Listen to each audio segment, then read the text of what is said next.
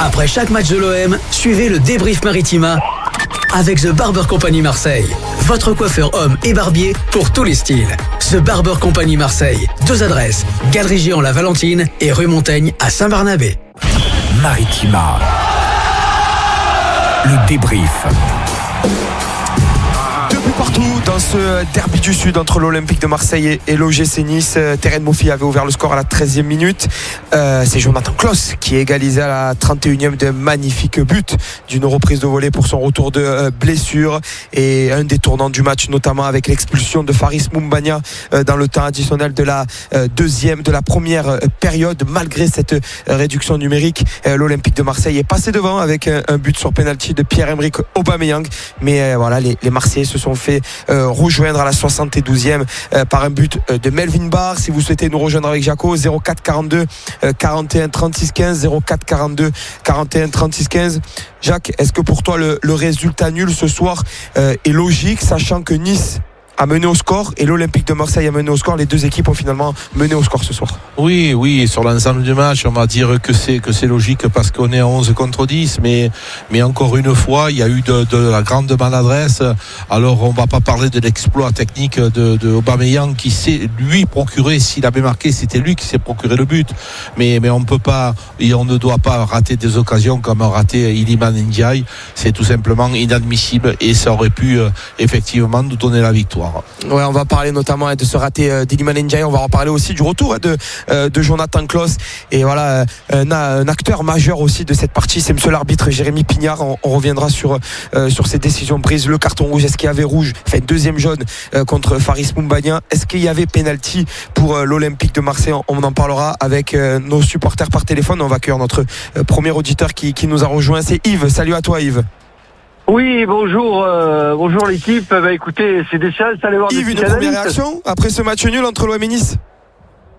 Écoutez, c'est des chances d'aller voir les psychanalystes, ça, parce que franchement, c'est il y a trop de choses qui se mélangent. Alors on a plusieurs facteurs. On a un courage quand même global de l'équipe qui est à souligner, parce que bon, les joueurs sont courageux. Après, on a des manques énormes, quoi. Et puis, on s'appuie que sur trop peu de joueurs pour faire la différence. Et en plus, derrière, on a l'effet de jeu. Voilà. Donc, c'est très compliqué. Et cette saison, elle est catastrophique, hein. Et moi, franchement, j'ai bien peur qu'on aille au pire, hein. C'est-à-dire que ça va être très difficile en demi-finale. Et j'ai bien peur qu'on se retrouve avec rien. Mais après, il faudra se poser la question, à qui la faute, hein. Les joueurs qui sont pas bons, ils sont pas bons. Ils ne doivent pas être sur le terrain. C'est ceux qui les ont recrutés, hein. Voilà le sentiment qu'on a. Tu parles des joueurs, de certains, dans ton analyse de certaines situations. Voilà, alors des joueurs. Yves, est-ce que comme ce qu'a fait Pierre-Emerick Aubameyang, notamment cette magnifique, très très très très belle action de Pierre-Emerick Aubameyang qui récupère le ballon presque au milieu du terrain, qui élimine 3-4 joueurs niçois qui se retrouvent dans la surface de réparation et qui pique ce ballon devant Marcin Bulka qui vient mourir sur la barre transversale? Est-ce que ça nous montre encore une fois que l'Olympique de Marseille, malheureusement, avec Pierre-Emerick Aubameyang, avec un Pierre-Emerick Aubameyang beaucoup trop esselé à côté de lui? Oui, c'est la colonne vertébrale, hein. Actuellement, c'est Balerdi, puisque Balerdi derrière, Verretou au milieu, et puis Aubameyang. Et il n'y a que ces trois. Tu peux pas gagner, tu peux pas faire des résultats avec si peu de joueurs capables de porter l'équipe et de faire la décision. C'est pas possible. Alors, quelques résultats, il y a eu des miracles. Voilà, on a eu des miracles. Le but contre en quart de finale, voilà. Mais on peut pas, c'est pas possible. Le manque de talent, ça me fait penser à l'école, hein. Vous avez une équipe, et les élèves, ils sont besogneux, mais ils sont pas bons. Et dedans, on ne fait jamais un cheval de course. Il y a trop de joueurs qui ne sont pas au niveau. Sans compter ceux qu'on avait avant, comme Gay. Il a plus envie de jouer, Gay. Il était pas mauvais. C'est l'ombre de lui-même. Harit, depuis qu'il a été blessé. Je sais que revenir d'une blessure, c'est difficile. Mais le Harit de maintenant, il n'y a rien à voir avec le Harit de l'époque. Et puis toutes ces recrues, là, qu'on a ratées. Oh! Longoria, c'est depuis l'hiver dernier. Malinowski, Vitina, ils nous amènent que des recrues. Même contre Norvia, Yves, est-ce que toi tu as peur Est-ce que toi tu as peur, Yves, que finalement l'Olympique de Marseille perde tout dans cette je veux pas saison, parce que l'Olympique de Marseille, on le rappelle, elle va jouer en demi-finale de Ligue Europa face à l'Atalanta Bergame, et quand on regarde le classement, on voit que les compteurs sont remis à zéro parce que toutes les équipes ont joué 30 matchs et l'OM est 8e avec 41 points à 5 points de Lille, 6e, première place européenne. Oui, moi j'ai peur de la catastrophe. Et ça me fait d'autant plus peur que les équipes qu'on rencontre, elles sont pas terribles. Nice, ils sont pas extraordinaires, hein. Toulouse, on devait gagner. Avec l'équipe de Tudor l'année dernière, mais on finit second, les doigts dans le nez, hein. Les doigts dans le nez cette année, hein. Mais oui, mais cette année, c'est plus la même équipe. Voilà. C'est plus la même équipe, c'est pas le même coach, et on a vu que voilà, tous les. Mais c'est pas le coach, moi, Gasset, j'y en veux pas. Non, mais il y a eu des changements de coach, il y a eu des changements, il y a eu un grand changement d'effectifs avec beaucoup de recrues qui sont arrivées, beaucoup de départs aussi par rapport à la saison passée. Donc c'est vrai que pour retrouver une stabilité, c'est vrai que c'est compliqué. Non, et puis quand même, il y a des questions de Marseille. Merci en tout cas, Yves. Rapidement, très rapide, Yves. Oui, très rapidement. Pourquoi tant de blessés? Mauvaise préparation, il y a un problème, mauvais temps médical. Il y a beaucoup de choses qui vont pas, et ça va être très compliqué pour qu'on arrive à gripper quelque chose, même si je le souhaite du fond du cœur. Voilà. Merci Yves d'avoir été avec nous après ce match nul entre l'Olympique de Marseille et l'OGC Nice. Jaco, revenons sur cette première mi-temps de l'Olympique de Marseille, parce qu'on a vu un OM plutôt cohérent qui essaie de mettre des choses en place, mais malheureusement ils se sont fait cueillir à froid après cette ouverture du score des Niçois. Oui, il y a une première mi-temps qui me fait quand même poser certaines questions. Je le disais à l'antenne tout à l'heure, Jean-Louis Gasset, quand il est arrivé, il disait on va faire des choses simples, et je le rejoignais parce que cette équipe, elle était dans le doute, et j'ai trouvé que par contre dès les premières minutes on a pris des risques inutiles. On se rappelle de Paul Lopez, combien de fois il a failli se faire prendre avec cette fameuse passe plein axe dans un joueur qui est dos au jeu, le nombre de temps qu'il a mis pour pouvoir essayer de dégager et nous mettre en difficulté, alors que quand il est arrivé, Jean-Louis, on avait des ballons, on dégageait loin et on allait chercher le deuxième ballon, au moins on sortait. Donc, alors ça Jaco, juste pour te reprendre, beaucoup de gardiens du centre de formation de l'Olympique de Marseille le font dans toutes les équipes de jeunes, attendent qu'un attaquant vienne le chercher pour ensuite relancer court. Oui, mais ça je m'en fous, un centre de formation c'est le centre de formation. Là nous on est en plein doute, il y a énormément d'argent en jeu et on doit chercher l'efficacité. Il faut aussi avoir une méthode de travail avec des gens adaptés. À partir du moment où tu n'as pas les gens qui sont en capacité de faire ce genre de relance, quand tu as des joueurs qui s'appellent Paul Lopez, qui balle au pied ne sont pas performants, cette stratégie ne convient pas. Enzo, si tu me mets à moi arrière droit et que tu essayes de me faire relancer et que je m'en sors pas, il faudra pas m'en vouloir. Je suis pas bon, tu comprends? Donc voilà. Et pourtant tu as la méthode. Jacques, non mais peut-être qu'à 20 ans j'aurais pu le faire. Mais c'est une stratégie. Tu mets une stratégie en place. Encore faut-il avoir les joueurs. On n'a pas les joueurs du Paris Saint-Germain capables d'éliminer, capables en un contre un de pouvoir faire une bonne passe. On les a pas. On ne les a pas.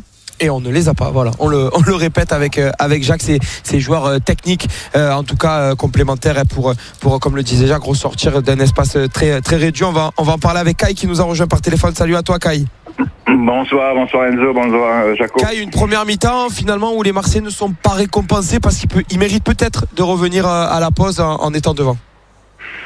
Ah oui. Franchement, tu mérites largement d'être à 1-0 à la mi-temps. La faute, déjà, il n'y a pas faute du tout. Il n'y a pas faute du tout de Montbagnan. Il va sur le ballon, il se télescope. Il y a jamais de la vie, il y a faute, et jamais de la vie, il y a carton jaune et deuxième carton jaune. C'est encore une fois, je pense que on a un directeur, enfin, je sais pas trop ce qu'il est, Benassia, surtout il est bénévole, mais je veux dire, il parle beaucoup des joueurs, mais il va falloir aussi qu'à un moment donné, qu'on ouvre la bouche contre les arbitres, parce qu'on le fait, mais à demi-teinte, à demi-mot.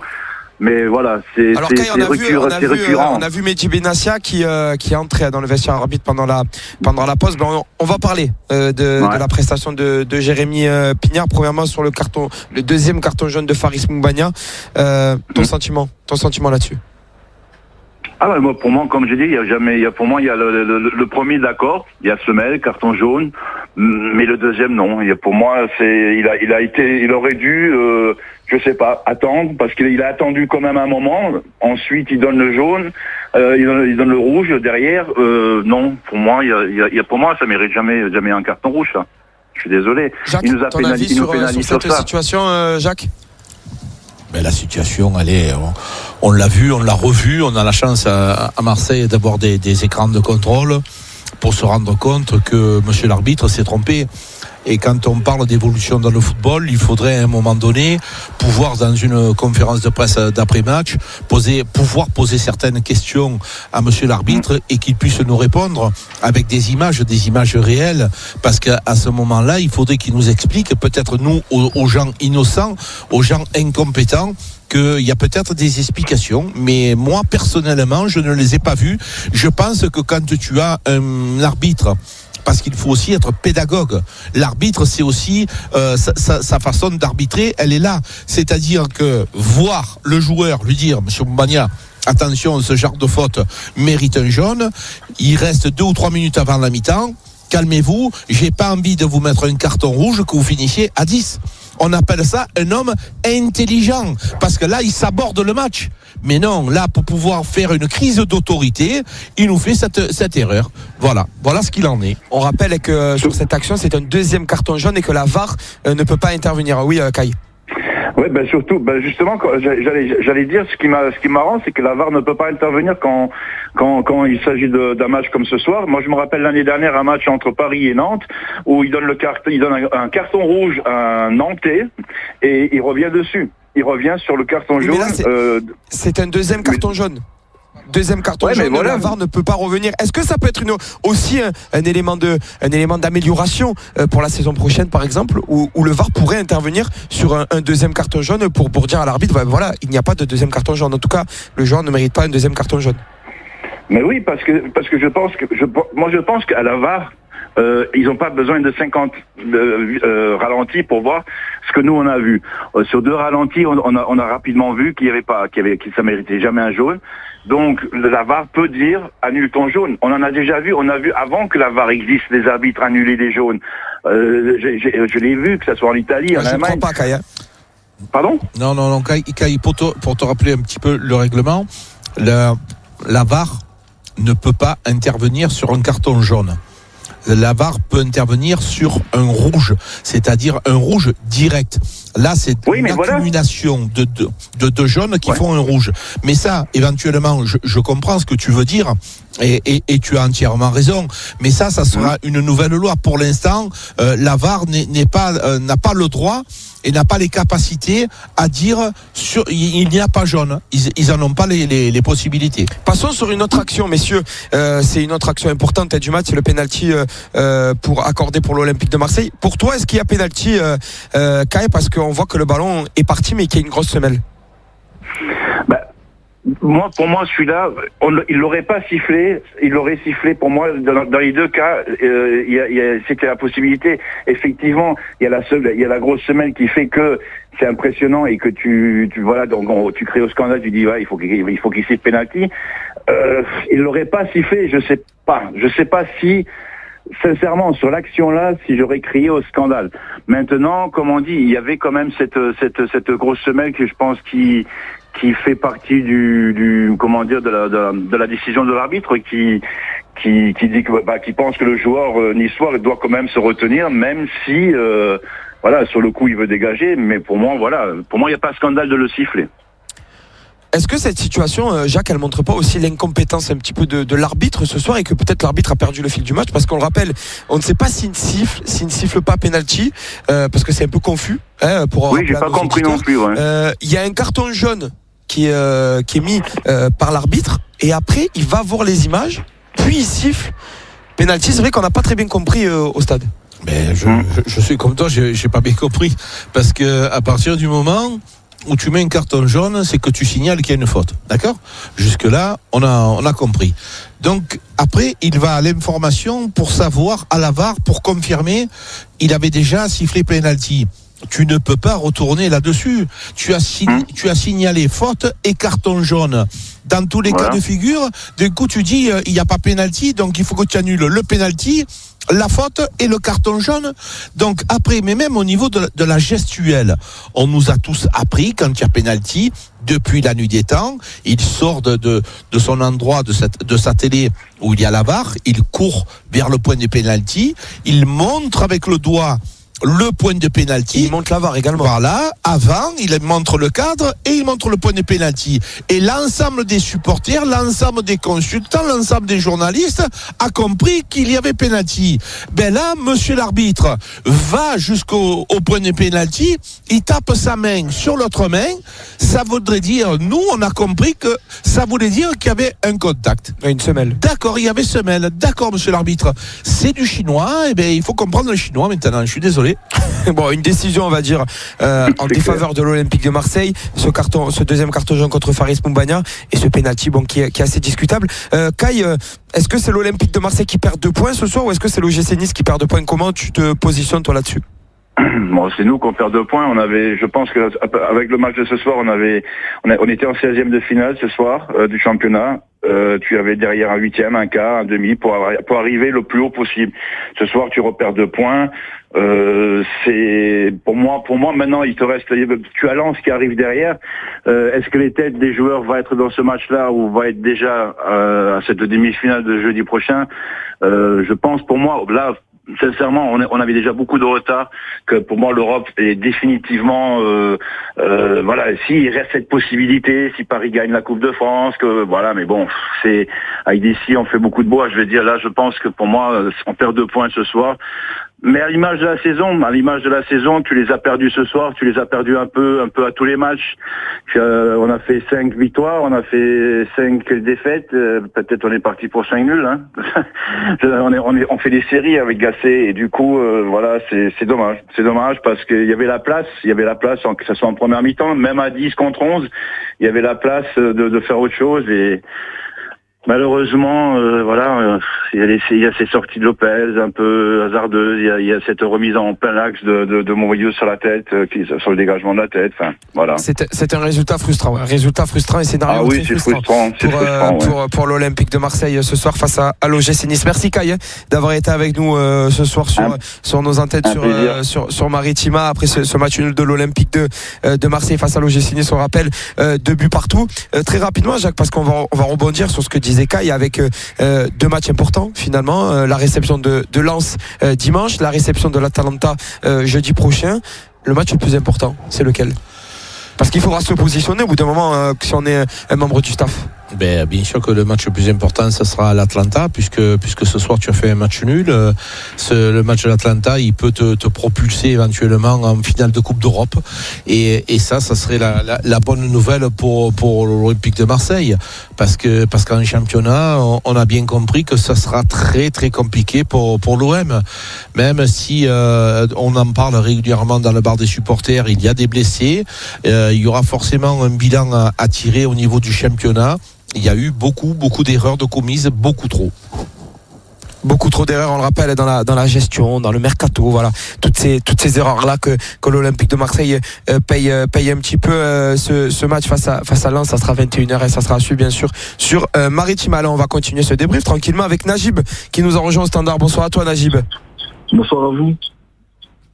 Bonsoir Najib, on a vu un Olympique de Marseille réduit à 10 contre 11 en deuxième mi-temps, mais un Olympique de Marseille valeureux qui a marqué ce deuxième but et qui peut-être méritait plus ce soir. Alors oui, mais moi je rejoins le premier auditeur en fait, c'est-à-dire qu'à un moment donné on est besogneux, c'est vrai que on s'appuie sur notre mental et il nous reste que ça, mais à un moment donné on aimerait bien aussi voir un peu plus de qualité. Parce que on va puiser dans le mental et heureusement qu'on a des joueurs avec un fort caractère qui nous permettent de remettre dans le jeu. Mais le football, à un moment donné, ça passe aussi par des qualités et là, encore une fois, ce soir, on voit qu'on est en manque de qualité, quoi. Parce que quand on met le deuxième but, le 2-1, c'est tout, faut savoir tenir. Le vrai mental, il aurait été là, en fait. Tu mets 2-1, tu sais que tu joues à 10 contre 11, t'as une mi-temps, tant pis, t'arrives à te défendre et t'arrives à pas te prendre de second but. Et quand on se prend ce deuxième but, on doit encore faire de preuves de mental. et d'une certaine qualité quand tu es face au but. Parce que s'appuyer que sur le mental, c'est bien, mais on est une équipe de football. Il faut revenir à la base. Il faut jouer au foot, en fait. Il faut jouer au foot. Et jouer au foot, c'est à un moment donné, quand tu es professionnel, savoir être juste quand tu es devant une situation. Et quand tu es un attaquant de football professionnel face à un but, dans un match comme ça, tu dois savoir élever ton niveau. Donc oui, on est vaillant. Tu penses à qui quand tu dis ça, Iliman Ndiaye notamment? Je pense à Iliman Ndiaye parce qu'il y a la balle. Alors c'est méchant parce que j'ai pas envie d'être méchant. Le truc, c'est qu'à un moment donné, bonhomme, t'as la deuxième mi-temps sur un match comme celui-là et t'es face au gardien. À un moment donné, c'est là où tu dois faire la différence. C'est là où on t'attend en fait. C'est là où on t'attend. Tu dois faire la différence. T'as pas 50 ballons. T'as pas 50 actions. Tu sais quelle saison t'as vécu. Toi-même, tu le sais. On sait que ça va se transfert. Cette saison, il y a cogité. On nous l'a dit. Ok, mais là, t'as tout en fait. T'as tout dans tes pieds. Tu peux pas frapper comme ça sans envie. Maintenant, je parle de Iliman Ndiaye parce que c'est la dernière action qui me revient en tête. Mais Correa, on en parle. Harit, on en parle. À un moment donné, merde, quoi. À un moment donné, on n'est pas, c'est pas une classe, c'est pas des mauvais joueurs. À un moment donné, appuyons, il nous faut de la qualité, excusez-moi. Je bafouille parce que ça me saoule, en fait, qu'on s'appuie à chaque fois sur du mental, alors qu'on est des footballeurs, on veut voir du football. Qu'est-ce que vous avez fait depuis le début de l'année? Est-ce que vous travaillez devant le but?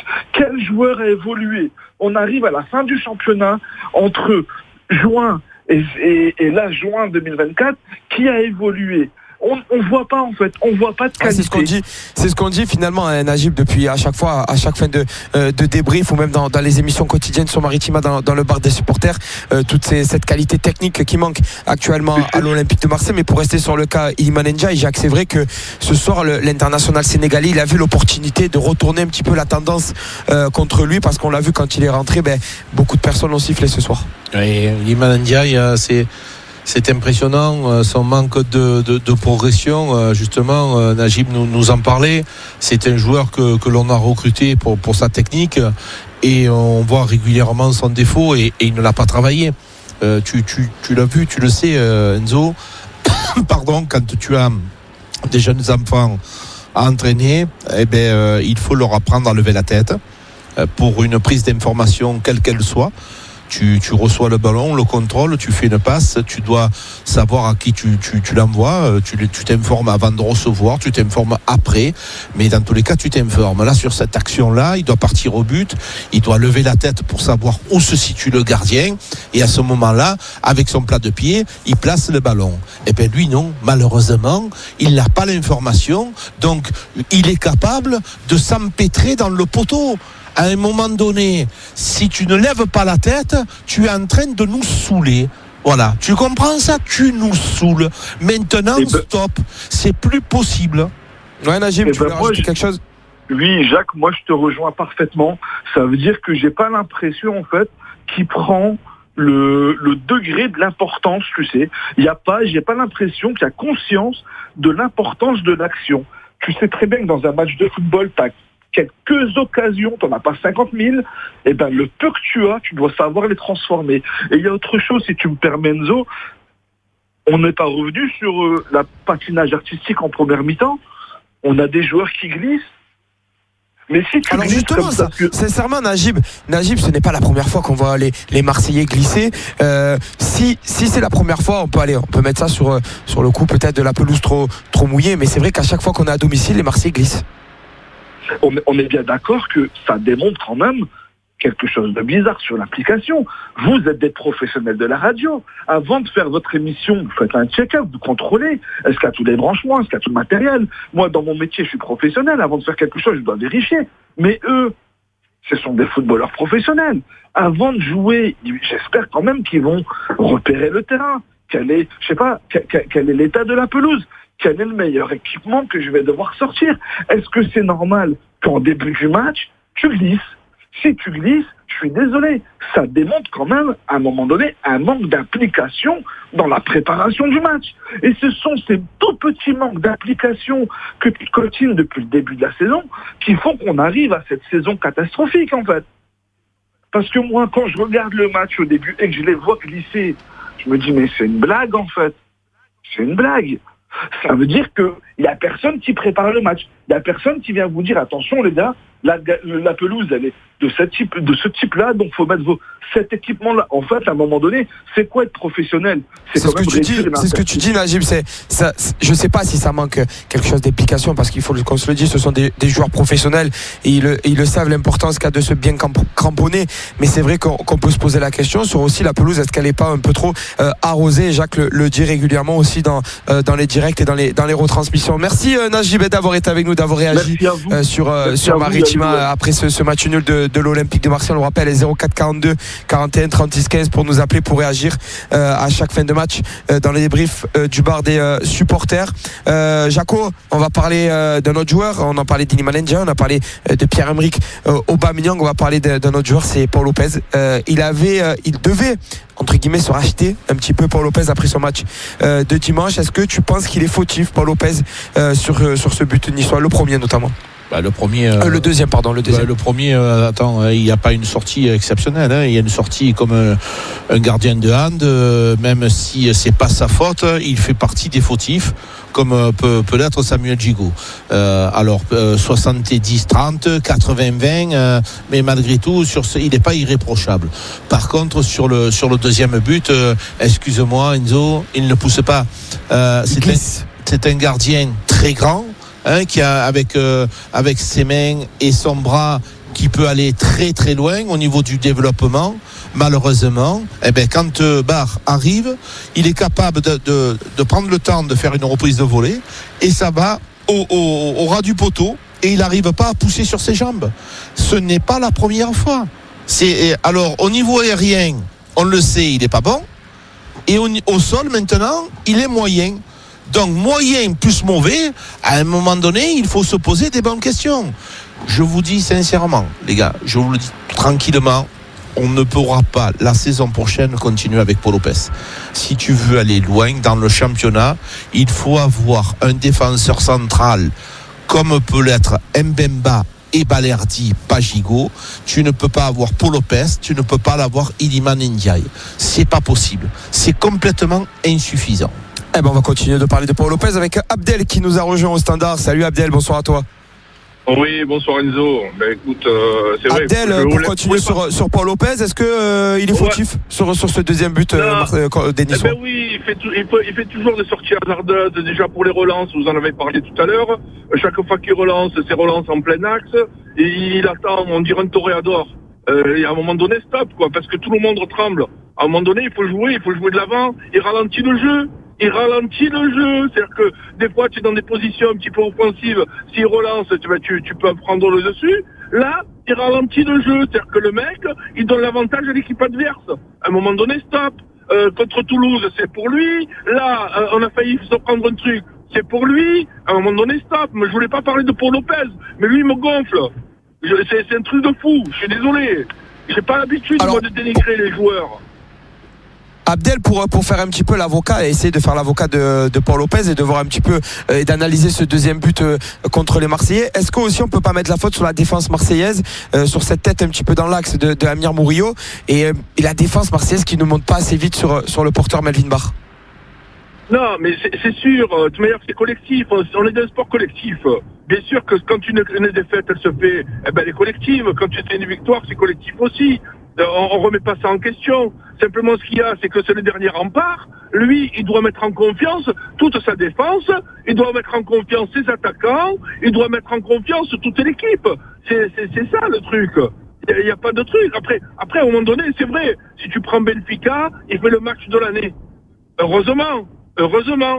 Moi, mais moi, ce que je voulais reprendre, je vais rebondir sur autre chose. On ne tire pas au but. Comment veux-tu marquer? On ne tire pas au but, on dirait qu'ils ont peur, le syndrome du tireur de but. Ils sont devant, ils tentent pas. Harit, il tente pas, personne qui tente. À un moment donné, on peut pas s'appuyer que sur Aubameyang. C'est pas possible. Ouais, tu parles d'Amin Harit parce que je ne sais pas si tu étais au stade, Abdel, mais c'est vrai qu'Amin Harit, il a eu 2-3 situations à l'entrée de la surface et je ne sais pas si tu as remarqué, mais 2-3 fois quand il devait aller frapper, tout le public pensait que ça allait frapper et au final, Amin Harit n'a pas frappé. Quel est pour toi le problème de ça? Est-ce que c'est un problème peut-être de confiance? Comment on peut l'expliquer? Non, mais c'est sûr, oui, j'étais au stade pour répondre à ta question, Enzo. Mais je sais pas, on dirait qu'ils ont peur de louper, mais n'aie pas peur de louper, et plutôt l'envie de gagner, et plutôt l'envie de marquer. Tu tires. Regarde, je reprends pas le truc, je suis abonné depuis 98, moi. Je suis Virage Nord. T'as eu des joueurs, des mecs qui balançaient. Tu prends un mec comme il s'appelle, qu'on avait là. Je sais pas de qui tu parles, Abdel. Ouais, non, mais tu peux poursuivre. Voilà, donc tu peux poursuivre, Abdel. Qui tentent. Non, mais oui, c'est sûr. Mais à un moment donné, il faut Djibril Cissé, voilà, ça me revient. Djibril Cissé, il tentait, même s'il va me manger un peu, mais il tentait, les mecs, ils avaient peur, la défense, elle était haute, et voilà, mais là, on ne tire pas. Ce soir, comme plein de soirs, les mecs, ils tirent pas. Comment veux-tu marquer si tu tires pas? Il faut tirer pour marquer, quand même. Après, tu cadres pas, au moins la défense, elle a peur, voilà, c'est tout. Mais on ne tire pas, il n'y a pas que Harit, hein. Harit, il fait partie du seulement, truc, mais seulement 11 tirs ce soir pour l'Olympique de Marseille contre 10 pour les Niçois et 4 tirs cadrés. Ça montre aussi l'inefficacité et le manque de technique de certains joueurs marseillais. Merci en tout cas d'avoir été avec nous, Abdel. Merci de nous avoir appelés. Merci, Abdel. On vit dans la frustration. Merci, bonne soirée à tous. Ciao. Merci et à très vite. 04 42 41 36 15. Vous connaissez le numéro pour les prochains débriefs du bar des supporters. Jaco, il y en a un qui faisait son retour ce soir, c'est Jonathan Klaus. Il a marqué, il a réalisé 65 très très bonnes minutes. Oui, Jonathan Klaus, c'est le joueur titulaire indiscutable. On l'a dit régulièrement. Murillo a fait le travail qu'il fallait défensivement. Par contre, il n'a pas les qualités offensives qu'a Klaus. Et évidemment, le couloir droit, quand tu lèves Mbemba, défenseur central, Klaus et Sarr, ça n'a absolument rien à voir. Donc, cet effectif de l'OM est amputé. Et quand tu vois ce qu'est capable de faire Klaus, ça fait du bien. Il a été très bon, il a tenu, il est sorti à la 65e, je l'ai pas vu fatigué, paradoxalement. Par contre, Verretou était épuisé, lui Jonathan Klaus était en capacité de continuer, mais Jean-Louis Gasset a bien fait de le faire sortir pour le maintenir en forme. Ouais, bien entendu, parce qu'on va en avoir besoin de Jordan Verretou, de Jonathan Klaus également, de Geoffrey Kondogbia pour ces deux matchs très importants face au Racing Club de Lens à domicile et face à l'Atalanta Bergame également à domicile. Jeudi prochain, on va continuer avec Steph Martins qui nous a rejoint. Salut à toi, Steph. Salut les amis. Steph, ta réaction, ton sentiment un petit peu après ce match nul de l'Olympique de Marseille, qu'est-ce qui ressort de ce match? Beaucoup de frustration. Pourquoi? Parce que tu as le match, même en infériorité numérique, tu fais une très belle deuxième mi-temps où tu montres du caractère, chose qu'on n'a pas souvent vue cette saison. Tu arrives à mener au score, à reprendre l'avantage et derrière il y a le 2-2 qui peut te mettre la tête sous l'eau, mais non, tu repars de l'avant. Après voilà, vous en avez parlé, tu as Ilman Ndiaye qui rentre, quand il rentre, je dis allez Mino, c'est à toi de faire la différence, et 2 secondes d'après, donc voilà, ça fait plaf. Voilà, c'est comme vous en avez parlé en amont, il aurait pu se laver la tête, se vider les esprits, se rebooster pour cette fin de saison où on aura besoin de tout le monde. Eh ben non, il va encore mal dormir ce soir et avoir encore la tête qui tourne parce qu'il fait à chaque fois les mauvais choix. Il est pas hargneux devant le but. Voilà, c'est trop gentil. Tu dois l'enfoncer au gardien. Tu dois lui casser la cage. C'est pas normal qu'on rate ce genre d'occasion-là. Après, tu n'as pas la réussite aussi. Ce que fait Aubameyang est tout simplement exceptionnel. Ça se joue à 5 cm. Encore une fois, voilà, c'est fois t'as pas de chance. Après, voilà, y en a plein qui disent qu'il n'y avait pas pénalty. Apparemment, tout le monde le confirme. Donc, l'arbitre aussi a mis la sienne, il n'y avait pas carton rouge, pardon, a mis la sienne ce soir aussi. Donc voilà, l'un dans l'autre, un bon match des Marseillais. Parce qu'en infériorité numérique, tu as su montrer que tu étais chez toi et que tu et presque Steph à 10 contre 11, l'OM a presque été... Et Steph, presque l'OM a été mieux à 10 qu'à 11. A été meilleur, a montré du tempérament, a montré de l'envie, a été très très bon dans les phases offensives et dans la verticalité, chose qu'on voyait vraiment très peu cette saison. Mais après, voilà, toujours pareil, on va parler de qualité. Je parle pas de l'action d'Aubameyang, parce qu'avec 90 minutes dans les jambes, il fait une course de 50 mètres, il passe entre les deux défenseurs. Ouais, on peut pas lui en vouloir, Aubameyang. Non, il a la lucidité, parce que si c'est au fond, tout le monde écrit au génie. Mais par contre, Ndiaye, il a pas le droit. Il a pas le droit, il vient de rentrer à 3 minutes, il est frais, il doit lui casser la cage. Et c'est ce genre de choses-là qui te font basculer un match, qui te font peut-être rater une place européenne, même si c'est encore jouable avec si Paris vient à battre Lyon en finale de Coupe de France, il y aura la 7e place qui sera qualificative. Mais après voilà, comme on se répète encore semaine après semaine, match après match, tu as 3 ou 4 situations aux 20 mètres où les mecs ils sont plein axe. Et qu'est-ce que ça fait? Soit ça revient derrière, soit ça écarte sur les côtés, alors que tu as 303 à Nice. Non mais au bout d'un moment, moi je veux bien. Comme me disent, il a la peur, il a pas la peur, non. Quand tu es un joueur de football professionnel, et quand tu es un offensif, quand tu es aux 20 mètres plein axe, et quand tu as le champ ouvert pour frapper, tu frappes. Tu dois pas gamberger. Et c'est ce qui nous manque. Il nous manque, voilà, ce talent-là. Voilà, j'ai pas encore parlé des coups francs phénoménales de notre Andrea Pirlo, parce qu'apparemment on a Pirlo à l'OM. Je savais pas. Parce que quand tout tiré encore ce soir, tous les coups de pied arrêtés, le seul coup de pied arrêté qui a été dangereux, c'est quand c'est Garcia qui l'a tiré. Au bout des moments, moi je comprends pas. Il me semble que c'est le coup franc, ouais. Il me semble que c'est le coup franc en première période de Luis Garcia qui touche la tête de Leonardo Balerdi, mais Marcin Bulka qui vient se saisir du ballon. Mais c'est vrai, encore une fois, c'est Jordan Verretou qui tirait les coups de pied arrêtés côté olympique de Marseille. Messieurs, passons au top 3 et au flop 3. Ouais, Steph. Ouais, c'est ça, très mal tiré encore une fois, mais voilà, tu le disais, le meilleur, voilà, le coup franc le mieux tiré, c'était celui de Ulysse Garcia. Messieurs, passons au top 3 et au flop 3. Jacques, je vais te donner la parole en premier, on va parler des flops. Ton flop 3. Le flop 3 numéro 1, bien entendu, je vais mettre Iliman Ndiaye comme d'habitude. C'est le joueur qui m'a saoulé, je te le dis sincèrement. Pas très loin, mais alors pas très loin du tout. Je vais mettre Paul Lopez, parce que Paul Lopez, ses relances plein axe, ses façons de gérer le match. Encore une fois, il est encore à la cave sur le deuxième but. J'en peux plus. Il nous a fait un bon match contre le Benfica. Oui, ok. Pour le reste, c'est complètement insuffisant. Et après le fantôme d'Amin Harit. Amin Harit, je sais pas, je le reconnais plus. Tout ce qu'il fait, il rate. Il y a absolument plus rien actuellement de Amin Harit. Ouais, match très compliqué encore une fois pour Amin Harit qui faisait son retour. On le rappelle, il était suspendu dimanche à Toulouse. Steph, ton flop 3 à toi.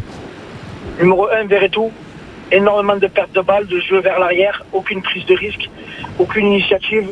Oui, courir, si c'est que courir, comme je me répète qu'il allait faire de l'athlétisme. Aucun coup de pied arrêté d'une tirée. Donc franchement, ce soir, il m'a gavé. En 2, Harit, pareil, je rejoins Jacques à 100%.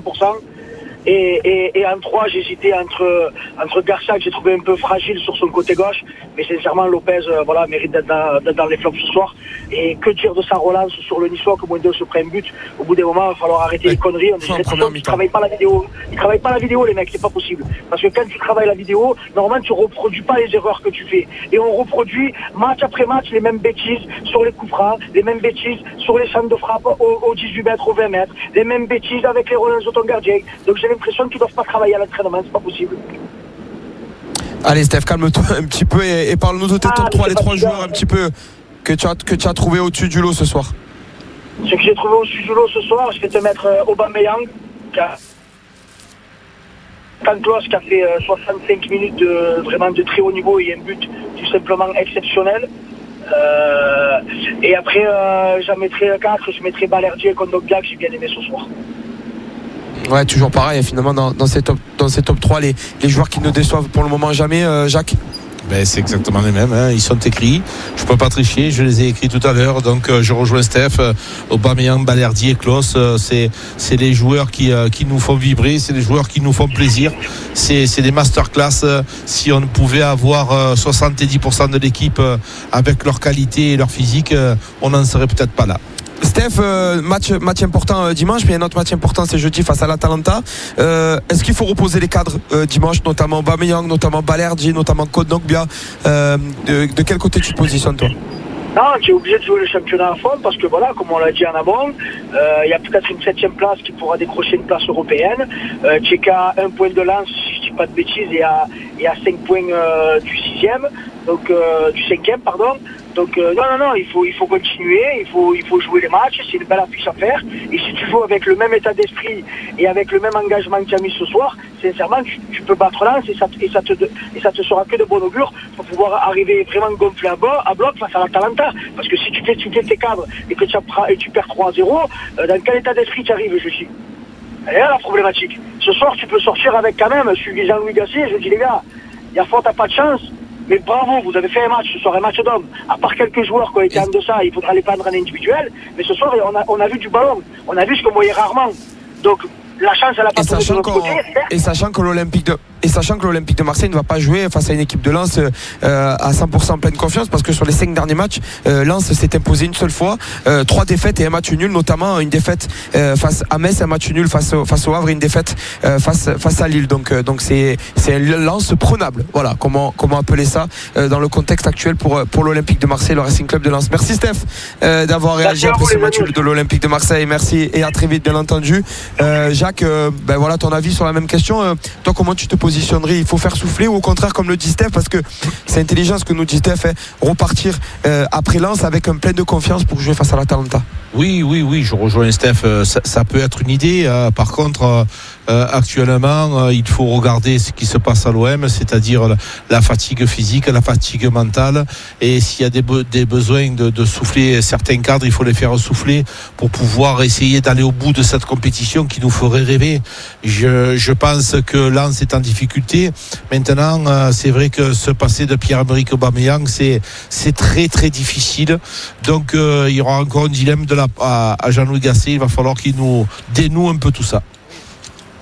Oui, sachant que en plus Faris Moumbagna sera suspendu, donc impossible de faire jouer Moumbagna et de faire donc souffler Pierre-Emerick Aubameyang. On le rappelle, 2 buts partout entre l'Olympique de Marseille et l'OGC Nice. Ce soir, les 2 buteurs côté Marseille, Jonathan Klaus à la 31e et le Pierre-Emerick Aubameyang qui transforme le pénalty à la 54e minute de jeu. Un petit point au classement. L'OM est donc 8e au classement ce soir, à 5 points de la première place qualificative pour les places européennes.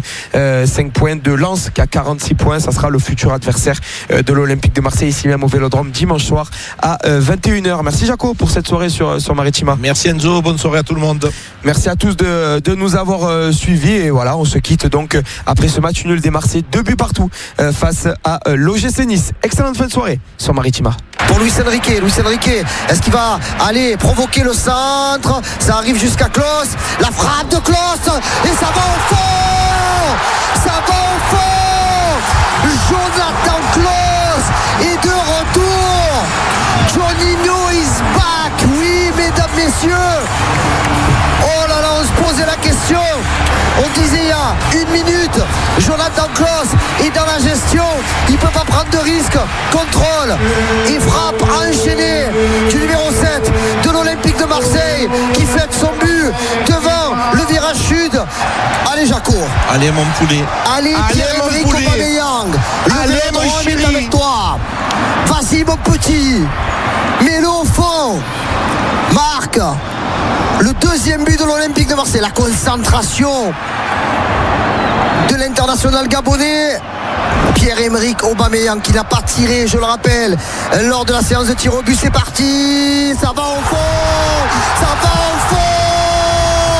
Pierre-Emerick Aubameyang, le roi du Gabon, qui donne le 2e but à l'Olympique de Marseille sur ce pénalty.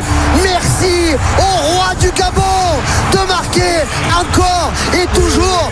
Il est parfait sur pénalty et il est récompensé pour son match plein d'admiration. J'arrive plus à parler mon Jaco. Je suis fatigué, on est fatigué, mais l'OM met 2-1.